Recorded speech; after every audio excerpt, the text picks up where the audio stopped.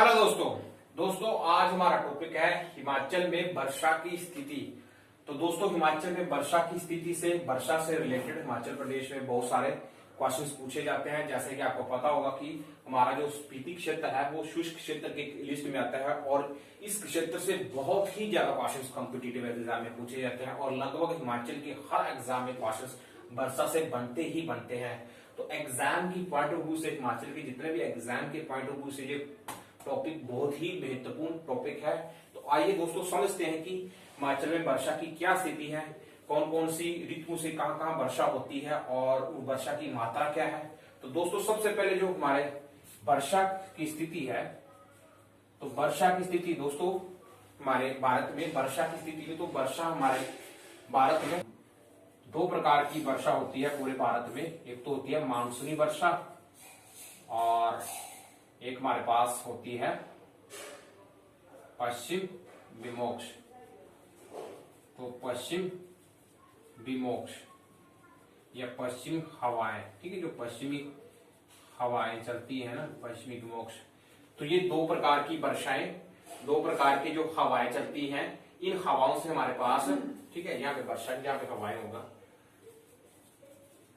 ये दो प्रकार की हवाएं चलती है। एक इन हवाओं से एक तो होती है मानसूनी वर्षा और एक होती है पश्चिमी विमोक्ष।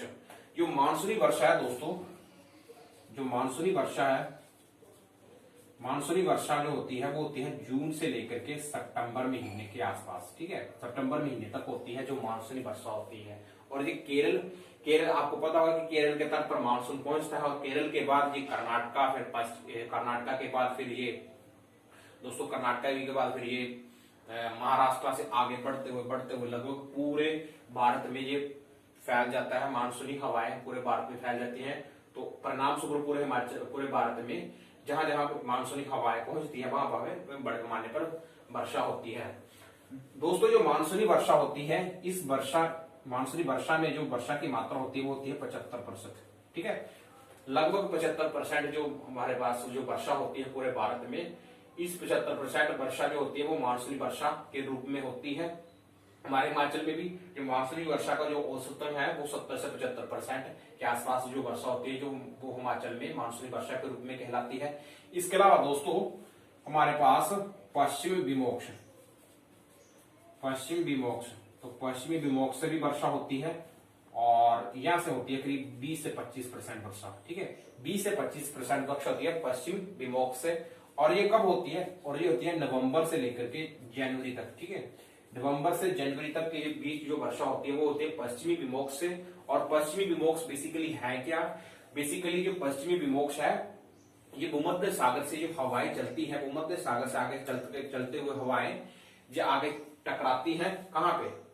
आगे चल करके टकराती है जे उत्तर भारत में, और उत्तर भारत में टकराने के बाद लगभग पूरे उत्तर भारत में वर्षा होती है। तो ये बेसिकली चलती है पश्चिमी विमोक्ष से। और भूमध्य सागर का पड़ता है, ये पड़ता है अफ्रीका और यूरोप के बीच में, जो भूमध्य सागर है वहां से हवाएं चलती हैं ये, ठीक है। इसके बाद दोस्तों ये तो हमने पढ़ लिया कि मानसूनी वर्षा क्या होती है, इसके बाद पश्चिमी विमोक्ष क्या है।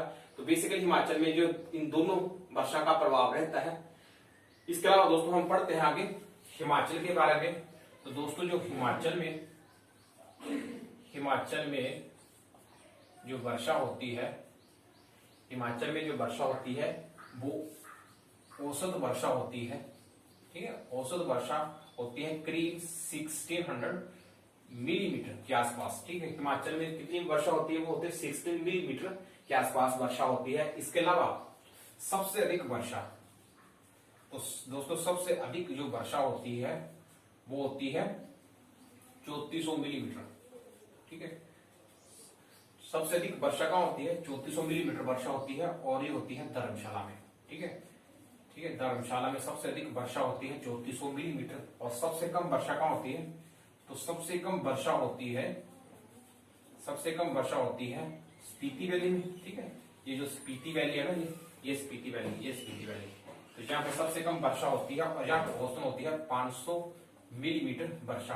तो इस तरीके से मिलाए तो हमारे पास जो वर्षा का जो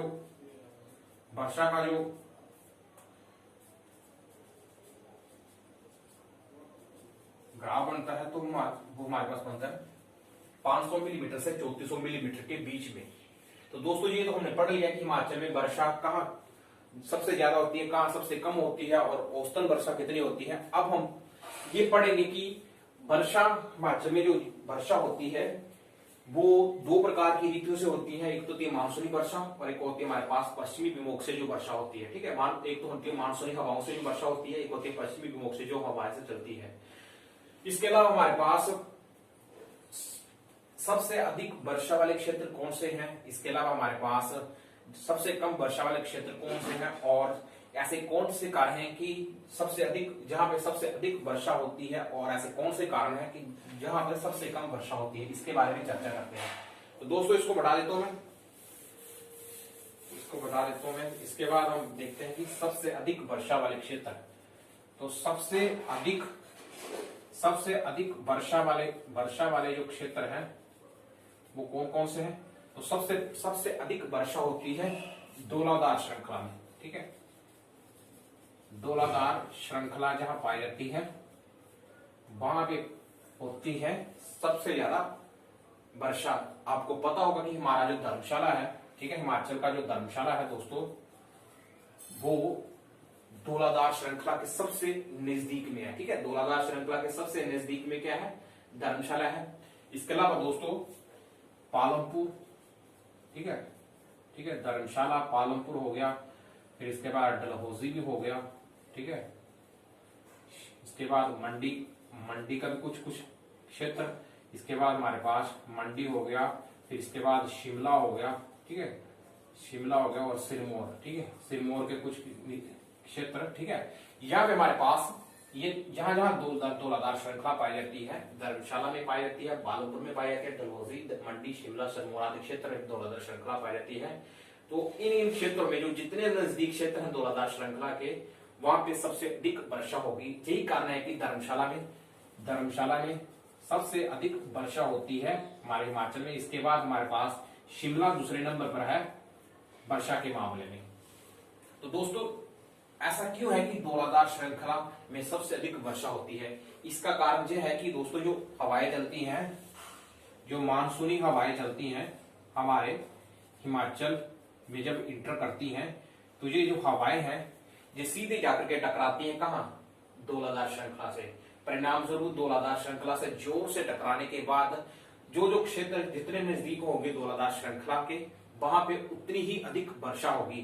तो ये है बेसिकली मेन कारण, यहाँ पे सबसे अधिक वर्षा का होने का कारण।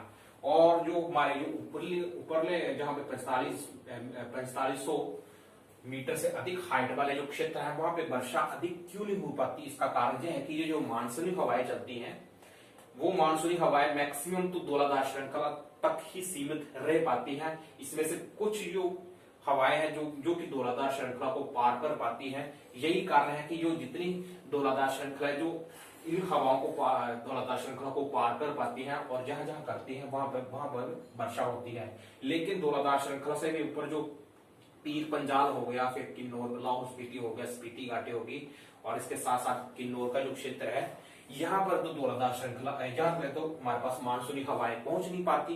तो यही कारण है कि जहां पर मानसूनी हवाएं नहीं पहुंचेगी तो वहां पे वर्षा नहीं होगी। तो ये है मेन बेसिक कारण कि धौलाधार श्रृंखला के आसपास जितने भी क्षेत्र होंगे वहां पे अधिक वर्षा होती है, और जो पांगी हो गया, फिर लाहौल स्पीति हो गया, फिर किन्नौर हो गया, वहां पे वर्षा नहीं होती। इसका कारण है कि वहां पे जो मानसूनी हवाएं हैं वो मानसूनी हवाएं उन क्षेत्रों में पहुंचती ही नहीं है, और यही कारण है कि ये क्षेत्र जो है वो शुष्क रह जाते हैं और यहाँ पे वर्षा नहीं होती। बेसिकली मेन कारण ये है। इसके बाद हमारे पास धौलाधार श्रृंखला में ये जो क्षेत्र है जहां पे जो धौलाधार श्रृंखला सबसे नजदीक है, जहाँ पे सबसे अधिक वर्षा होती है, ये तो हमने देखी सबसे अधिक वर्षा वाले क्षेत्र। इसके बाद हम पढ़ते हैं सबसे मध्य वर्षा वाले क्षेत्र, और जहाँ पे औसतन दोस्तों जहाँ पे हमारे पास औसतन वर्षा होती है वो होती है 160 मिलीमीटर से लेकर के 250 मिलीमीटर के आसपास वर्षा होती है। ठीक है, 160 मिलीमीटर से लेकर के 250 मिलीमीटर के आसपास यहाँ पे वर्षा होती है। इसके बाद हमारे पास दूसरा मध्य वर्षा वाले क्षेत्र। तो मध्य वर्षा वाले क्षेत्र कौन कौन से हैं दोस्तों? मध्य वर्षा वाले क्षेत्र वो क्षेत्र हैं शिवालिक क्षेत्र। ठीक है, जितने भी शिवालिक क्षेत्र हैं वो क्षेत्र मध्य वर्षा वाले क्षेत्रों में गिने जाएंगे। तो शिवालिक क्षेत्र में कौन कौन से आते हैं? तो दोस्तों शिवालिक क्षेत्र में आते हैं हमारा उन्ना, ठीक है, उन्ना आता है, हमीरपुर आता है, बिलासपुर आता है, सोलन आता है, ठीक है, निचला कांगड़ा आता है, ठीक है।